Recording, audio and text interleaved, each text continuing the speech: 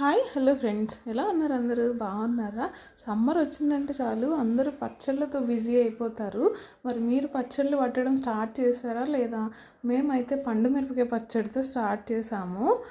విలేజెస్లో ఉండే అడ్వాంటేజెస్ ఏంటి అంటే మనం ఎక్కడికి ఏ సూపర్ మార్కెట్కి వెళ్ళి కొన్ని తెచ్చుకునే పనే ఉండదు. అదేనమాట విలేజెస్లో ఉండే అడ్వాంటేజ్. చక్కగా ఇళ్ళ వైపు వచ్చేస్తారు, మనం కొనేసుకోవడమే. 2 కేజీలు మావి 2 కేజీ రోట్లో నొరలా మిక్సీలో వేసుకోవచ్చా? వేసుకుంటారు కొంతమంది, లేనప్పుడు ఏం చేస్తారు? ఉంటాయా? ఆరు కూడా ఉంటాయా మిరకాయలు? ఇట్లాంటివా తెలీదు.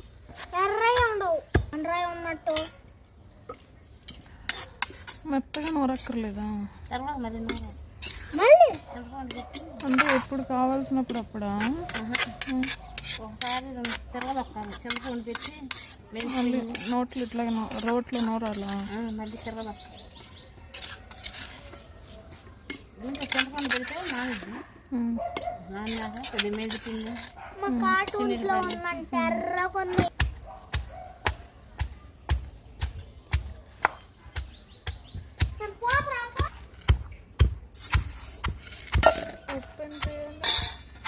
మా ఇంటికి పోయవచ్చు. కిలో ఖర్చు చింతపండు 1/4 కిలో పక్కన పెట్టాలి. ఉప్పు వేస్తే నీళ్ళు వస్తాయి కదా, ఏం పాడవా? ఉప్పు వేస్తే పాడు.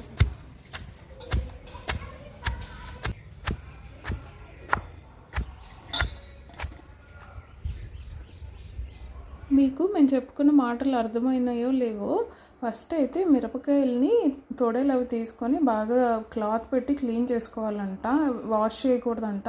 నాకు తెలిసి మీ అందరికీ తెలిసే ఉంటుంది ప్రాసెస్ ఏంటి అనేసి, కాకపోతే మేము ఎలా చేసామో అన్నది చూపిస్తున్నాను అంతే.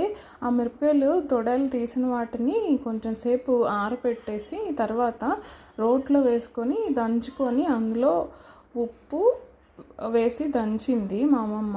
తర్వాత అందులోనే చింతపండు కూడా పెట్టేసి దాన్ని ఒక 4-5 డేస్ అలాగ వదిలేసింది. ఇది 4-5